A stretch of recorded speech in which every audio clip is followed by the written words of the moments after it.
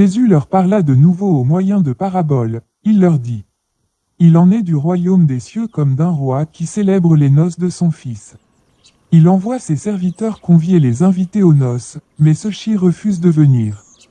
Alors il envoie d'autres serviteurs pour insister de sa part auprès des invités, portez-leur ce message, j'ai préparé mon banquet, j'ai fait tuer mes jeunes taureaux et mes plus belles bêtes, et tout est prêt, venez donc aux noces. Mais les invités restent indifférents, et s'en vont, l'un à son champ, l'autre à ses affaires. Les autres s'emparent des serviteurs, les maltraitent et les tuent. Alors le roi se met en colère, il envoie ses troupes exterminer ses assassins et mettre le feu à leur ville. Ensuite, il dit à ses serviteurs, le repas de noces est prêt, mais les invités n'en étaient pas dignes. Allez donc au carrefour des chemins et invitez au festin tous ceux que vous trouverez. Alors les serviteurs s'en vont par les routes et rassemblent tous ceux qu'ils rencontrent, méchants et bons, de sorte que la salle des noces se remplit de monde. Le roi entre pour voir l'assistance, il aperçoit là un homme qui n'a pas d'habit de noces. Mon ami, lui demandait-il, comment as-tu pu entrer ici sans être habillé comme il convient pour un mariage? L'autre ne trouve rien à répondre. Alors le roi dit aux serviteurs, prenez-le et jetez-le, pieds et poings liés, dans les ténèbres du dehors où il y a des pleurs et d'amers regrets. Car, beaucoup sont invités, mais les élus sont peu nombreux. Alors les pharisiens s'éloignèrent et discutèrent entre eux pour trouver une question à poser à Jésus, afin de le prendre au piège par ses propres paroles. Ils lui envoyèrent donc quelques-uns de leurs disciples accompagnés de gens du parti d'Hérode. Ses émissaires lui dirent, « Maître, nous savons que tu dis la vérité et que tu enseignes en toute vérité la voie à suivre selon Dieu. Tu ne te laisses influencer par personne, car tu ne regardes pas à la position sociale des gens. Dis-nous donc ce que tu penses de ceci, a-t-on, oui ou non, le droit de payer des impôts à César ?» Mais Jésus, connaissant leurs mauvaises intentions, leur répondit, « Hypocrite. Pourquoi me tendez-vous un piège? Montrez-moi une pièce qui sert à payer cet impôt. » Ils lui présentèrent une pièce d'argent.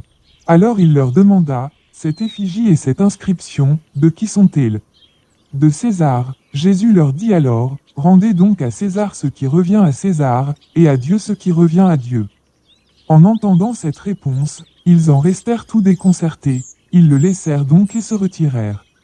Ce même jour, des Sadducéens vinrent le trouver, ils prétendent que les morts ne ressuscitent pas, ils lui posèrent la question suivante. Maître, Moïse a donné cet ordre, si quelqu'un meurt sans avoir d'enfant, son frère devra épouser sa veuve, pour donner une descendance au défunt.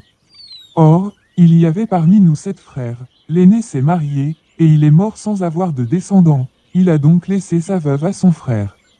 Il est arrivé la même chose au 2e frère, puis au 3e, et ainsi de suite jusqu'au 7e. En fin de compte, la femme est décédée elle aussi. À la résurrection, duquel des 7 frères sera-t-elle la femme?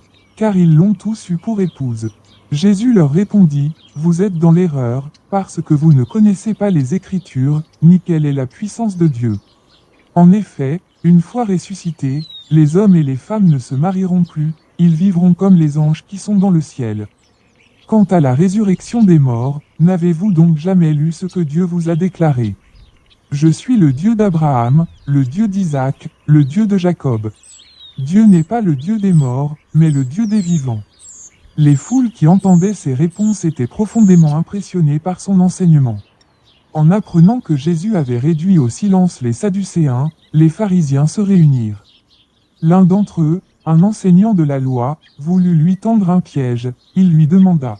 « Maître, quel est, dans la loi, le commandement le plus grand ?» Jésus lui répondit, « Tu aimeras le Seigneur, ton Dieu, de tout ton cœur, de toute ton âme et de toute ta pensée. C'est là le commandement le plus grand et le plus important. Et il y en a un second qui lui est semblable, tu aimeras ton prochain comme toi-même. » Tout ce qu'enseignent la loi et les prophètes est contenu dans ces 2 commandements.